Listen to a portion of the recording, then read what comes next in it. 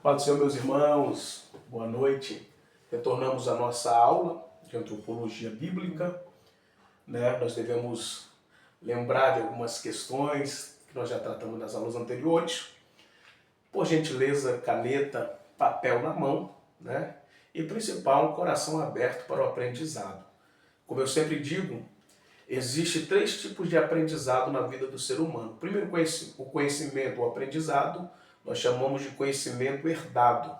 É aquele que nós herdamos dos nossos pais herdaram dos nossos avós e assim sucessivamente até chegar em nós. O segundo conhecimento é o conhecimento meritório, aquele por méritos de estudo, esforços, pesquisas, professores, você vai aprender aquele conhecimento, você vai adquirir este conhecimento. O terceiro conhecimento, já no âmbito espiritual, é o conhecimento revelado. É aquele texto que você vai ler na Bíblia dezenas de vezes, daqui a pouco o Espírito Santo te revela algo e você vai pensar assim, isso aqui já esteve aqui antes? Né? É uma revelação. Por que é importante entender isso? Que nenhum dos conhecimentos são nossos. O primeiro conhecimento é herdado dos pais, o segundo conhecimento vem por livros, professores, e o terceiro conhecimento o Espírito Santo te revelou. Então, nenhum conhecimento é nosso, ninguém pode se gloriar pelo conhecimento que tem, porque esse conhecimento tem uma fonte primária, sendo ele nossos pais, sendo ele por meio de professores ou sendo ele revelado. Então, ninguém pode gloriar no conhecimento que tem. Mas nós vamos retornar, então, fazer menção da nossa aula de antropologia. Lembrando que o termo antropologia, antropos, né? Homem, logia, estudo, tratado, ciência, palavra e etc. Né? Então, poderia colocar doutrina, outros meios aqui para a gente estudar. Então, nós vamos ver que antropologia, resumindo, é o estudo sobre o homem. Lembrando que para estudar sobre o homem, existe aí várias ciências de antropologia. Por exemplo, como nós já falamos na aula passada, a antropologia da psicologia,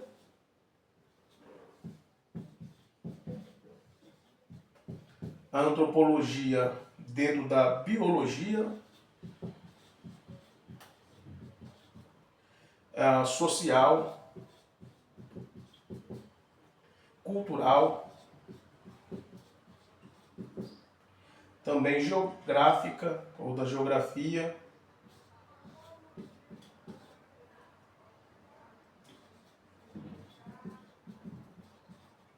e etc. Né? Então tudo isso vai tratar sobre a antropologia.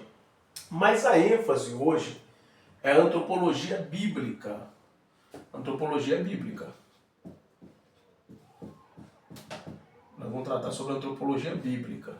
Então nós vamos ver a criação do homem à luz das Escrituras. Como nós aprendemos na aula passada, como o salmista no Salmo número 8, verso 5, diz que o homem ele é a coroa da criação de Deus, né? Pouco menor do que os anjos o fizeste, outras traduções pouco menores que Elohim, que o próprio Deus o fizeste, e o coroaste de glória. Então o homem, ele é a coroa da criação de Deus. Você é a maior obra da criação de Deus. Mas nós vamos entender isso à luz das Escrituras, dando continuidade à essência dessa criação e, como eu disse, né, caneta, papel na mão. Vamos lá, vou apagar para ficar mais fácil o nosso entendimento sobre isso. Nós vamos lembrar que o homem ele é criado por duas partes, ou, por que não dizer, por 2 elementos. O homem ele é criado por 2 elementos. Primeiro elemento, o homem ele é criado do pó da terra. Matéria.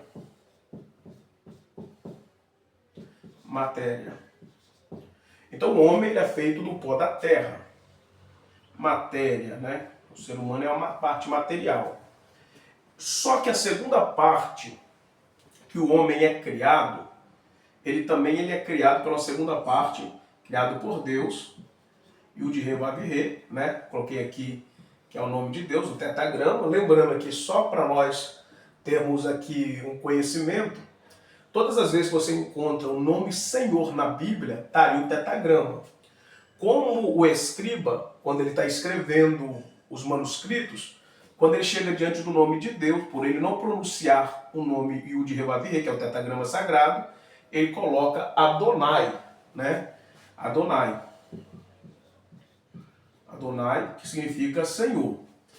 Então, todas as vezes que você encontra Senhor nas Escrituras, logo estaria aqui o tetagrama sagrado, né? Que a tradução é Senhor. Só para vocês terem uma noção, quando o escriba está escrevendo aqui o nome de Deus, ele está escrevendo os manuscritos, quando ele chega diante do nome de Deus, ele volta para casa, toma um banho, troca as vestimentas, 7 dias de culto, adoração ao Senhor. Após os 7 dias de consagração, ele volta com caneta nova, tinta nova, somente para escrever o nome de Deus. Por que ele faz isso? Por reverência ao nome do Senhor. Mais para frente eu passo para vocês o significado aí de cada letra dessa dentro dos seus símbolos, né? Cada letra dessa tem um símbolo dentro da escrita ou do manuscrito judaico. E eu vou mostrar para vocês a crucificação dentro desse nome. Mas não é a aula de hoje, nós estamos falando sobre o homem. Deixa eu apagar aqui para ficar mais fácil. Então lembrando que o Yud-Heh-Vav-Heh é o nome dado a Deus. Então Deus ele vai soprar o ruá, o espírito, né, o pneuma, no homem, na matéria, né, o boneco ali que Deus fez. Deus vai soprar o sopro de Deus, vai formar então. Então o homem ele é feito de duas partes, matéria e o sopro de Deus. Dois elementos, matéria e sopro de Deus. Então o barro, o Espírito de Deus, o sopro, e aqui se torna o eu, a alma. Então, o que faz o ser humano na sua completitude é sopro, matéria igual o eu, alma. E o homem se tornou uma alma vivente. Mesmo que existe divergências ou visões diferentes acerca disso, por exemplo, existe os monistas, né? Vamos lá. Os monistas. Os monistas. Quem são os monistas? Os monistas acreditam que o ser humano, vou fazer um círculo maior, o ser humano, ele é um ser único, né? Ele não tem essa divisão, ele é um ser único. Vou colocar aqui ser único. O ser único. Eles acreditam que o ser humano é somente matéria, né? Não tem um ser espiritual ou ser imaterial. O ser humano é só matéria. Sendo o homem só matéria, a sua natureza é única. E a sua natureza sendo única, no pensamento deles morreu, acabou. Tudo se limita nesse mundo. Só que nós pensarmos dessa forma que não se sustenta na Bíblia, nós seríamos mais miseráveis entre os homens porque pensamos que tudo se limita nesse mundo, nessa terra. Então, essa linha de monistas defendem que o ser humano não tem a parte imaterial. Morreu, acabou-se a história, né? Parece a ideia dos saduceus. Os saduceus são aqueles na Bíblia que faziam parte do sacerdócio do período bíblico, que acreditavam que não existia a ressurreição do morto, acreditavam em espírito, acreditavam em anjo. Então, parece que eles eram também dentro dessa mesma perspectiva monista. Existe a segunda linha, que são chamados de dicotomia, né? Os dicotomistas. Os dicotomistas. Os dicotomistas, eles acreditam que o ser humano tem a sua parte material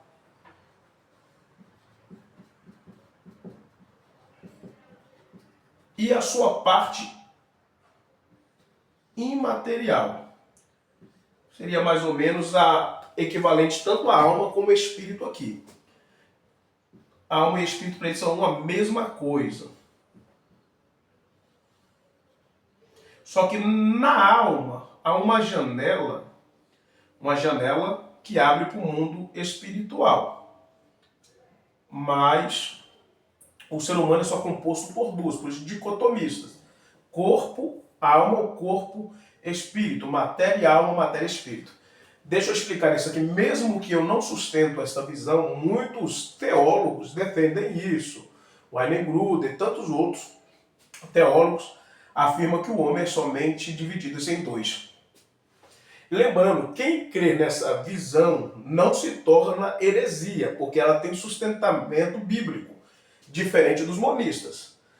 Essa ideia dos monistas se torna heresia porque não tem base nenhuma bíblica, tá? Então, os dicotomistas aí não se torna uma heresia, mesmo eu discordando deles, tá? Tem a terceira visão, que é defendida por mim e por muitos outros, que o ser humano ele é tricotomista. Tricotomista. Cristão, o ser humano é um ser tripartido, né? Ele tem 3 repartições, sendo ela corpo, que é a nossa matéria, o barro, né? Matéria é o barro. Lembrando, eu falo sempre sobre isso, que o nosso corpo é o nosso passaporte. Eu sempre uso esse termo, que o corpo é o nosso passaporte. Passaporte para quê? Para habitarmos nessa terra. Se nós não tivéssemos este corpo, certamente seríamos espíritos desencarnados, né? E sendo espíritos desencarnados, nós não poderíamos habitar aqui. É por isso que demônios não podem habitar nessa terra. Eles estão nessa terra clandestinamente. Por que os demônios não podem habitar nessa terra? Porque o demônio não tem a parte material. Mas tomando corpos de pessoas, pode dominar bairros, pode dominar cidades, pode dominar estados, pode até mesmo dominar países, tá? Então, o demônio, eles não podem habitar aqui porque não tem corpo, eles estão aqui clandestino. Olha só o que a Bíblia vai dizer. Isso aqui é interessante para nós analisarmos. O livro de Judas, capítulo de número 1, né? Judas não tem capítulo, ou melhor dizendo, verso de número 6, diz assim, olha: e aos anjos que não guardaram o seu estado original, mas deixaram a sua própria habitação, ele reservou em cadeias eternas sobre trevas até o julgamento do grande dia. Olha só, os demônios que não guardaram sua habitação, que saíram da sua habitação, esses demônios, alguns deles estão presos já em prisões. Então os demônios estão nessa terra clandestinamente. É por isso que a igreja ela tem poder para expulsar os demônios, porque aqui não é o lugar dela, é só o lugar dos humanos, que tem matéria. É por isso que os demônios, uma vez expulsos, o mesmo demônio não retorna mais. Se nós soubéssemos o poder que nós temos, todas as vezes que nós expulsamos o demônio, eles não deveriam mais retornar, né?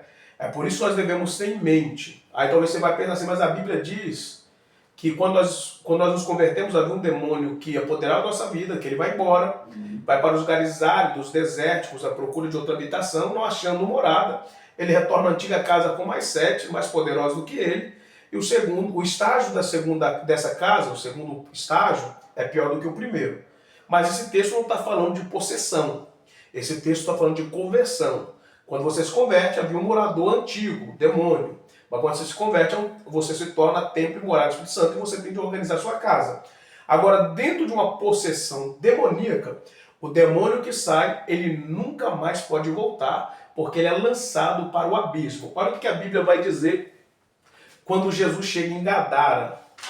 Quando Jesus chega em Gadara, é interessante que o gadareno, quando Jesus chega em Gadara, o gadareno ele fica com medo, né? Os demônios que estão no gadareno estão com medo.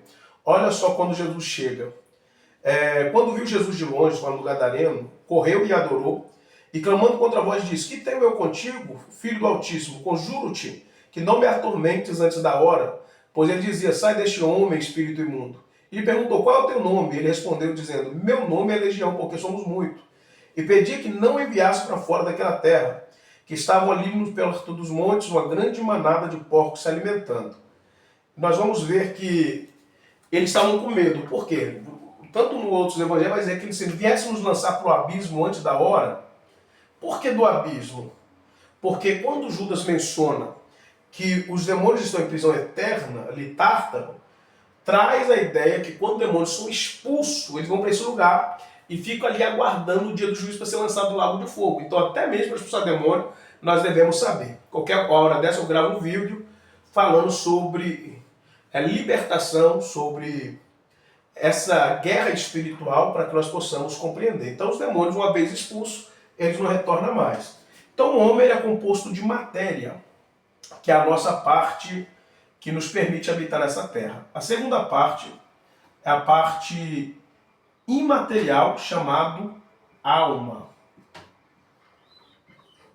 O que é a alma? A alma é a sede das nossas emoções. No grego, psirre, que é a sede das nossas emoções, alegria. Por isso que quando alguém está depressivo, a doença é doença psicossomática, doença da alma, do psirre ou da psique. Então a alma é o eu, né? O que eu sou? Eu sou uma alma, você é uma alma, por isso que eu coloquei aqui o eu. Eu sou uma alma que possui um corpo, que é a matéria, e também possui um espírito. Então o que eu sou? Eu sou uma alma que possui um corpo e também possui um espírito. Coloquei como letra maiúscula aqui, mas é o espírito do homem, tá? Então o ser humano ele é composto de corpo, alma e espírito. O que seria o nosso espírito? O nosso espírito é o que nos conecta diretamente com Deus. Ou por que não colocar aqui, né? Então o nosso espírito é o que nos conecta diretamente com Deus. O discernimento de adoração, de culto, de louvor, procede do nosso espírito que nos conecta a Deus. Por isso que Jesus diz à mulher samaritana que Deus está à procura de verdadeiros adoradores que adoram o Pai em espírito e verdade, porque o Pai é espírito.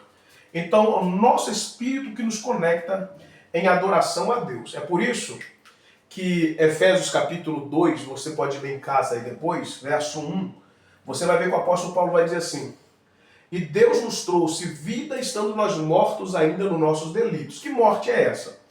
O homem, quando ele não tem Deus, ele para Deus está morto espiritualmente. Por que ele está morto espiritualmente? Porque o pecado, Isaías 59:2, faz separação. Ele separa, desconecta o homem de Deus. Então o homem sem Deus, sem o Yud-He Vav-He, ele está morto.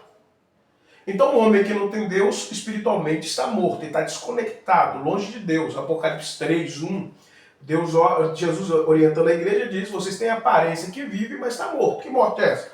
Uma morte espiritual. O homem está desconectado de Deus. Só que o homem que tem Deus, o espírito dele tem vida. Deus trouxe vida ao seu espírito. Através de Cristo, nós temos uma reconexão com Deus e nós podemos adorá-lo em espírito e verdade. Então o nosso espírito é o que nos conecta em Deus, traz as informações para a nossa alma, que é o nosso eu. Nossa alma se alegra, chora, celebra, e a nossa alma deposita essas emoções no corpo. É por isso que alguns choram, outros pulam, outros sorriem, se alegram, por causa que o nosso corpo, recipiente da alma, ele vai expressar os sentimentos da alma. Então nós somos tricotomista, né? Então nós cremos que é dividido o corpo, alma e espírito. Entre linhas, vou colocar aqui de uma forma bem simples, né, dentro da visão tricotomista. Nosso corpo, né, vou colocar um olhinho aqui só para facilitar. Nosso corpo,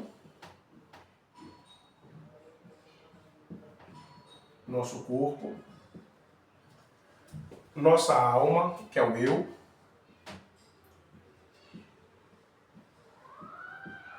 e o nosso espírito. Nosso espírito que fala da essência da nossa adoração. Então, corpo, alma e espírito.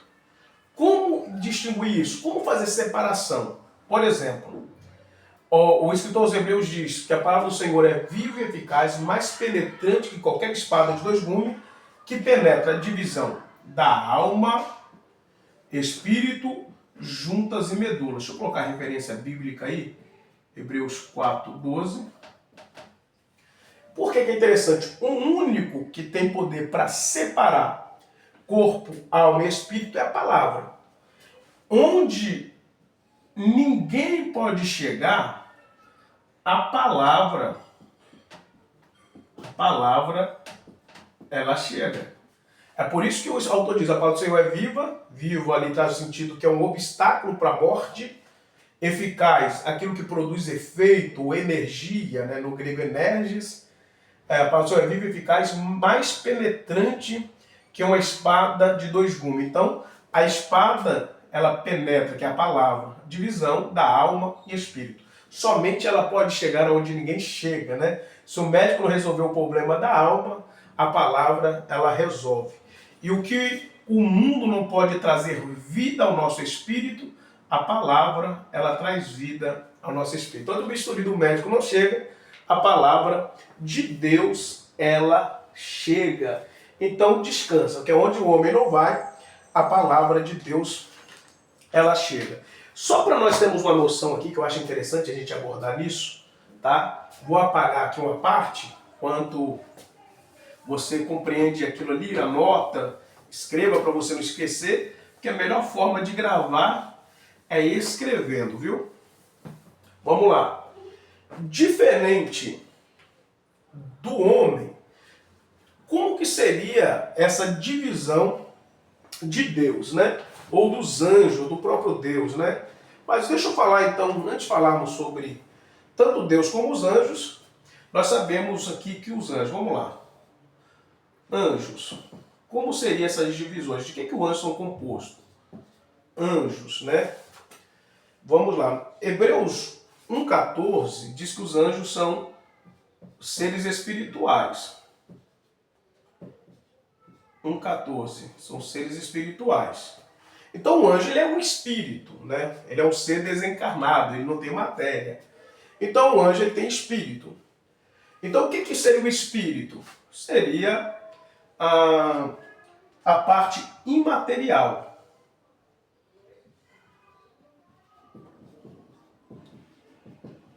Imaterial. Então os anjos são seres imaterial. Só que, por que eles são seres imaterial? Porque ele não vive no nosso plano. O homem, né, como nós aprendemos aqui, ele vive no Cronos. No Cronos. Na cronosfera, no tempo passageiro. O homem nasce, cresce e envelhece. O homem vive no Cronos, tempo que se passa. E os anjos, ele vive na dimensão da kairosfera, ou no kairos. O que seria o kairos? Tempo de Deus, o tempo do mundo espiritual, o tempo que não passa. Fosse trazer significados, tempo certo, momento oportuno, mas uma dimensão que não passa. Por isso que a Bíblia diz que 1000 anos para Deus é como um dia para Deus como 1000 anos. Tempo no mundo espiritual totalmente diferente do tempo aí físico.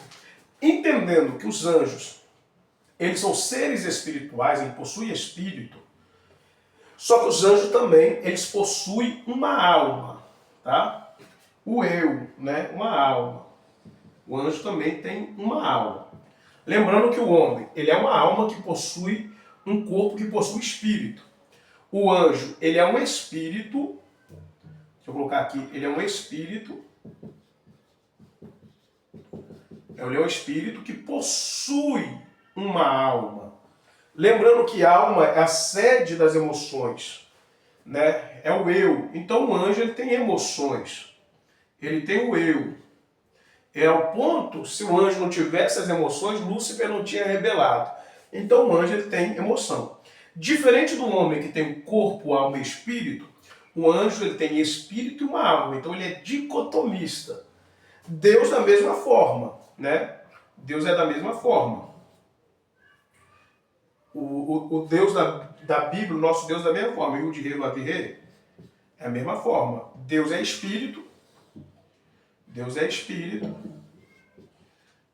Deus é espírito. O próprio a Bíblia diz Deus é espírito. Ele porta que os verdadeiros adoradores adoram o Pai em espírito e verdade. Deus ele é espírito. Ele é o ser imaterial.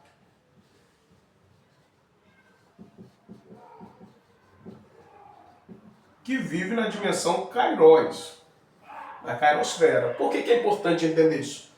Porque Deus é espírito. Só que Deus também tem uma personalidade. Ele tem o eu. Então Deus também possui uma alma. O eu, né? O eu. Uma alma. Então Deus ele tem emoções, ele possui uma alma. Então o homem ele é o único ser tricotomista, possui corpo, alma e espírito.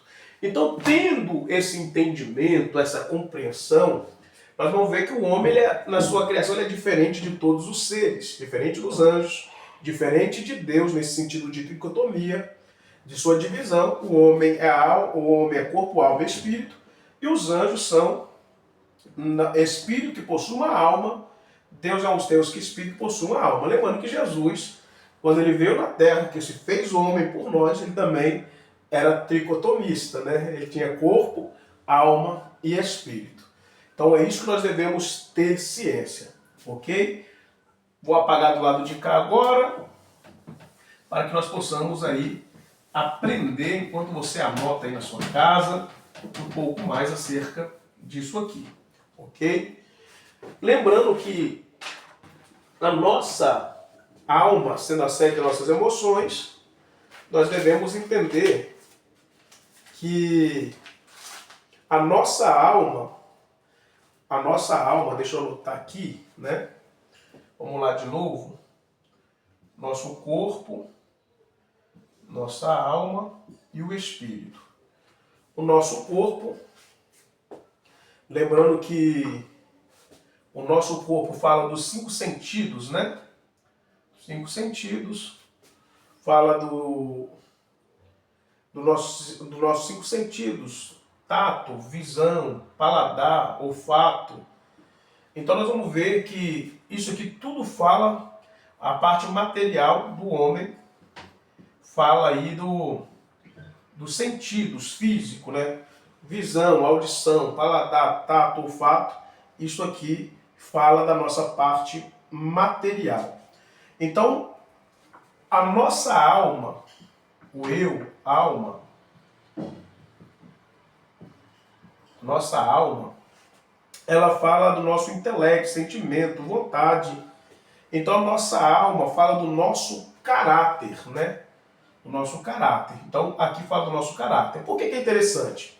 Porque dentro da psicologia ou da psicanálise, nós vamos ver que o caráter do homem é formado por 3 coisas. Primeiro, por aquilo que ouvimos. Segundo, por aquilo que vemos. E terceiro, por aquilo que nós praticamos. Então, o que define o nosso eu, o que vemos, o que enxergamos e o que praticamos. Por que é importante entender isso? Porque não existe maldição hereditária dentro dessa perspectiva, e dentro da Bíblia também não existe. Então, o que forma o nosso caráter é o que nós crescemos vendo, crescemos ouvindo e crescemos praticando.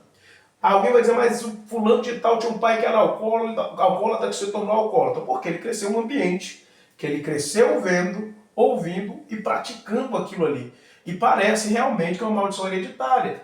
Mas a Bíblia diz que as coisas velhas se passaram e tudo se fez novo. E Ezequiel vai dizer que Deus não visitaria a iniquidade do pai e do filho. Então não tem nada a ver. Mas o ambiente que nós crescemos influencia naquilo que nós vamos nos tornar.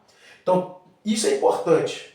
O que nós vemos, ouvimos e praticamos define o que eu sou, o meu caráter, o eu. Então, a partir do momento que eu aceito Cristo, o meu caráter tem que ser transformado por Deus. Então, a partir do momento que você aceita Jesus, o seu caráter, a sua identidade tem que ser mudada por Deus. O nosso espírito, né, que traz o nosso culto, nosso discernimento das coisas espiritual. Corpo fala dos 5 sentidos: visão, audição, tato, olfato e paladar, que nos permite sentir as coisas nessa terra. E depois eu vou tratar sobre isso dentro de antropologia, né? E dentro da nossa alma, né, vem também a nossa visão de temperamento. Temperamento é diferente de caráter. Caráter, quando aceita Jesus, tem que ser transformado. O temperamento não tem como mudá-lo, né? Mas tem como controlá-lo. Temperamento ele tem que ser controlado por Deus. Nós vamos ver que existe no mínimo aí, na verdade, falar que existe mais, mas inventou-se de moda, né? São sanguíneo, o sanguíneo, existe o colérico, existe também o melancólico,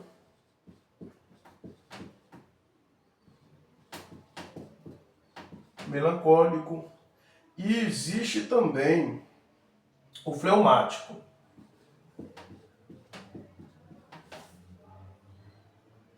Fleumático.